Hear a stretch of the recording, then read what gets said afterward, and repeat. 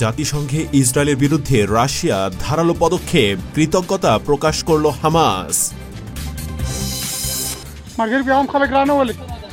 তালেবান হারে না প্রমাণ হলো আবার, কাবুলের পর ইসলামাবাদ নিয়ে নেবার পরিকল্পনা। শান্তি বৈঠকে সায় দিয়েই নতুন করে ইসরায়েলের বোমাবর্ষণ, গাজায় পুলিশ প্রধান সহ নিহত ৭১।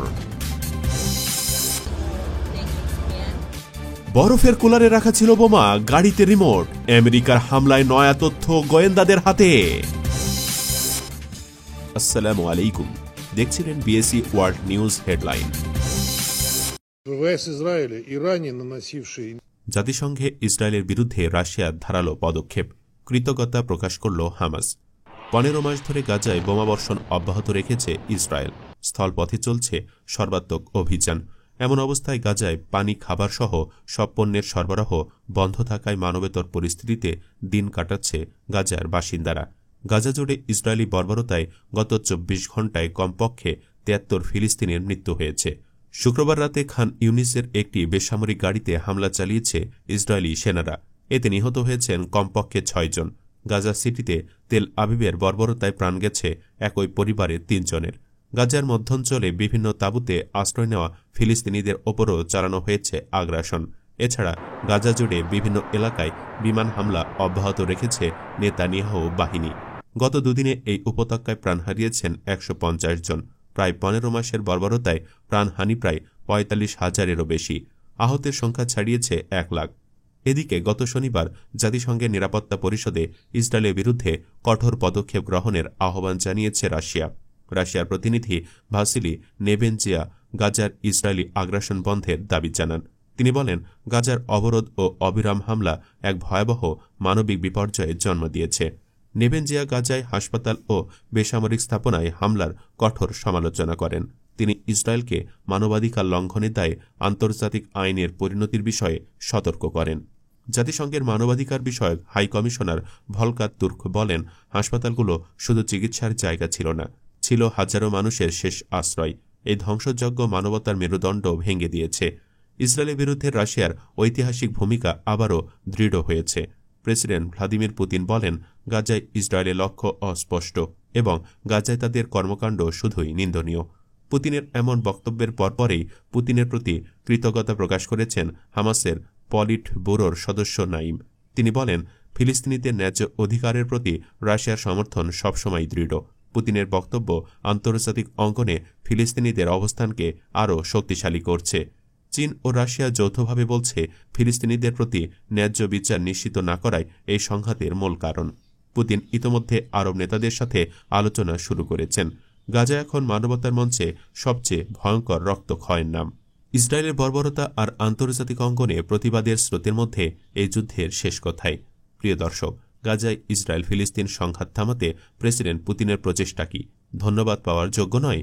যদি আপনি একমত হন তাহলে ভিডিওতে লাইক দিন এবং কমেন্টে ধন্যবাদ পুতিন লিখে আপনার সমর্থন জানান। তালেবান হারে না প্রমাণ হলো আবার, কাবুলের পর ইসলামাবাদ নিয়ে নেবার পরিকল্পনা। পাকিস্তানের আগুনে ঘি ঢালল আফগানিস্তান। সর্বশেষ সংঘর্ষে পাকিস্তানের একটি গ্রাম দখল করে নিল তালেবান। গ্রামটি আফগান সীমান্ত থেকে মাত্র ২৪ কিলোমিটার দূরে অবস্থিত।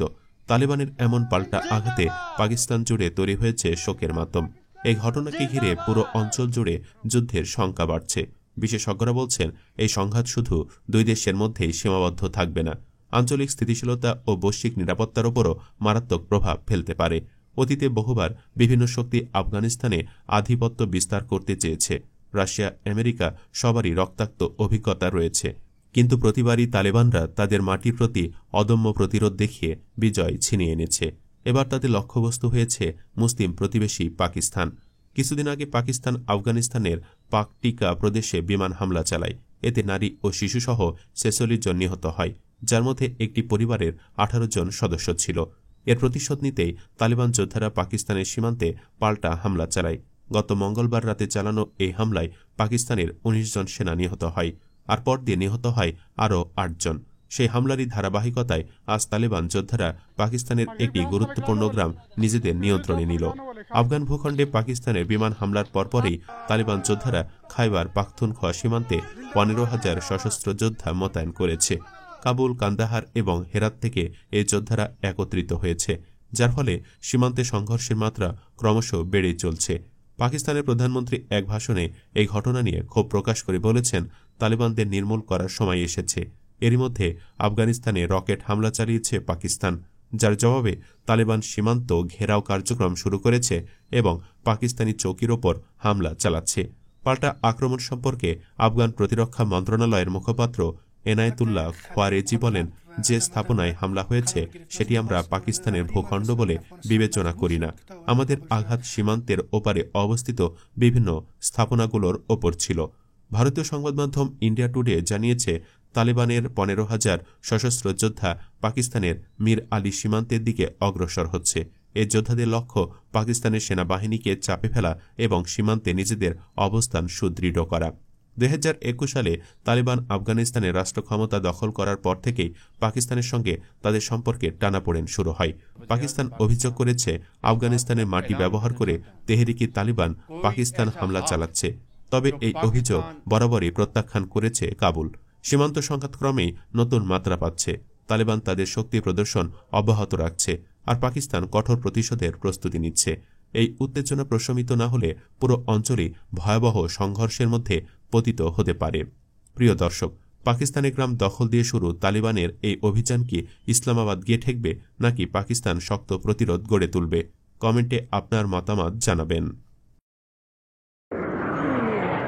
শান্তি বৈঠকে সায় দিয়ে নতুন করে ইসরায়েলের বোমাবর্ষণ, গাজায় পুলিশ প্রধান সহ নিহত 71। ইসরায়েলের প্রধানমন্ত্রী বেঞ্জামিন নেতানিয়াহু বৃহস্পতিবার জানিয়েছিলেন, গাজায় সংঘর্ষ বিরতির উদ্দেশ্যে কাতারে আয়োজিত বৈঠকে যোগ দেবে তার সরকার। ঘটনাচক্রে তার কয়েক ঘণ্টার মধ্যেই প্যালেস্টাইনিদের ভূখণ্ডে নতুন উদ্যমে বিমান হানা শুরু করল তেল আবিব। বৃহস্পতিবার থেকে শুরু হওয়া ইসরায়েলি হামলায় গাজায় মৃত্যু হয়েছে অন্তত 71 জনের। নিহতদের মধ্যে রয়েছেন গাজার পুলিশ প্রধান মাহমুদ সালাহ এবং সহকারী প্রধান হুসাম শাহওয়ান। স্বাধীনতাপন্থী প্যালেস্টাইনি সশস্ত্র গোষ্ঠী হামাসের ঘনিষ্ঠ স্বশাসিত গাজা কর্তৃপক্ষ জানিয়েছেন, দক্ষিণের খান ইউনুস এলাকায় আল মাওয়াসি শরণার্থী শিবিরে গিয়েছিলেন 2 পুলিশ কর্তা। সেখানে ইসরায়েলি বিমান হানায় তারা 2 জন সহ মোট 11 জন নিহত হন। 2023 সালের 7 অক্টোবর অতর্কিতে ইসরায়েলি ভূখণ্ডে ঢুকে হামলা চালিয়েছিল হামাস। হামলায় নিহত ইসরায়েলির সংখ্যা ছিল প্রায় 1400। তাছাড়া প্রায় 300 ইসরায়েলি নাগরিককে পণবন্দি করে নিয়ে গিয়েছিল হামাস। তারপরে এই গোষ্ঠীর বিরুদ্ধে যুদ্ধ ঘোষণা করেন ইসরায়েলের প্রধানমন্ত্রী নেতানিয়াহু।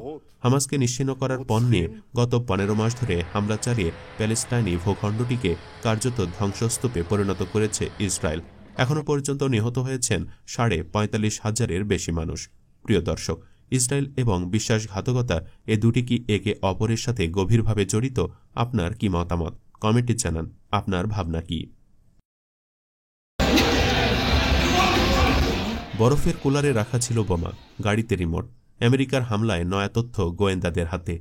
বরফের কুলারের মধ্যে অন্তত 2টি বোমা রেখেছিল ঘাতক, গাড়িতে ছিল তার রিমোট। আমেরিকার নিউ অর্লিন্স শহরে হামলার নয়া তথ্য হাতে পেলেন গোয়েন্দারা। আমেরিকার গোয়েন্দা সংস্থা ফেডারেল ব্যুরো অফ ইনভেস্টিগেশনকে উল্লেখ করে প্রেসিডেন্ট জো বাইডেন জানিয়েছেন, ঘাতক যুবক একাই হামলার পরিকল্পনা করেছিল। এখনও পর্যন্ত আর কারও এই হামলার সঙ্গে যুক্ত থাকার প্রমাণ পাওয়া যায়নি। বর্ষবরণের রাতে শহরে বড়সড় বিস্ফোরণের পরিকল্পনা ছিল তার, তবে তা সফল হয়নি। নিউ অর্লিন্সে বর্ষবরণ উদযাপনের ভিড়ে আচমকা ট্রাক নিয়ে হামলা চালায় এক ব্যক্তি। ভিড়ের ওপর তীব্র গতিতে ট্রাক তুলে দিয়ে পিষে দেয় বহু মানুষকে। তারপর ট্রাকের ভেতর থেকেই নির্বিচারে গুলি চালাতে শুরু করে। ঘটনাস্থলে পুলিশের গুলিতে তার মৃত্যু হয়। এই হামলায় 15 জনের মৃত্যু হয়েছে, আহতের সংখ্যা 30-এরও বেশি। ঘাতক ব্যক্তিকে শামসুদ্দিন জব্বর হিসাবে চিহ্নিত করেছে পুলিশ। সে আমেরিকার নাগরিক এবং টেক্সাসের বাসিন্দা। তার গাড়ি থেকে জঙ্গি সংগঠন আইএসের পতাকা পাওয়া গিয়েছে। ওই সংগঠনের সঙ্গে সে যুক্ত ছিল বলে মনে করা হচ্ছে। গাড়ি থেকে আগ্নেয়াস্ত্র এবং একাধিক বিস্ফোরক পদার্থ উদ্ধার করা হয়েছে। এফবিআই জানিয়েছে, গাড়িতে রিমোট নিয়ে ঘুরছিল সে। ফ্রেঞ্চ কোয়ার্টারে নিকটবর্তী এলাকায় 2টি জায়গায় 2টি বরফের কোলারের মধ্যে আগে থেকে রাখা ছিল বিস্ফোরক পদার্থ। রিমোটের মাধ্যমে সে বিস্ফোরণ ঘটানোর পরিকল্পনা করেছিল সে। আমেরিকার গোয়েন্দারা প্রথমে অনুমান করেছিলেন একাধিক ব্যক্তির যোগ রয়েছে এই হামলার সঙ্গে, কিন্তু তারা এখনও পর্যন্ত তেমন কোনো নিশ্চিত প্রমাণ হাতে পাননি। বরফের কুলারের মধ্যে বিস্ফোরক ঘটনার আগের দিন রেখে এসেছিল ঘাতকী। সিসিটিভি ফুটেজে তা দেখা গিয়েছে। বাইডেন বলেছেন, এফবিআই থেকে আমি জানতে পেরেছি হামলার কয়েক ঘন্টা আগে সমাজ মাধ্যমে ভিডিও পোস্ট করেছিলেন ওই ব্যক্তি। সেখানে তিনি নিজেকে আইএসের দ্বারা প্রভাবিত বলে ঘোষণাও করেন। ভিডিওতে তিনি জানিয়েছিলেন তিনি মানুষ মারতে চান। তার গাড়িতেও জঙ্গি সংগঠনের পতাকা পাওয়া গিয়েছে। হামলার জন্য ওই গাড়িটি তিনি ভাড়া নিয়েছিলেন। বরফ কুলারের মধ্যে রাখা বোমাগুলি নিষ্ক্রিয় করা হয়েছে। প্রিয় দর্শক, যুক্তরাষ্ট্রে এমন হামলা কি আসলে মার্কিন নেতাদের পাপের খেসারত? আপনার কি মতামত কমেন্টে জানাবেন।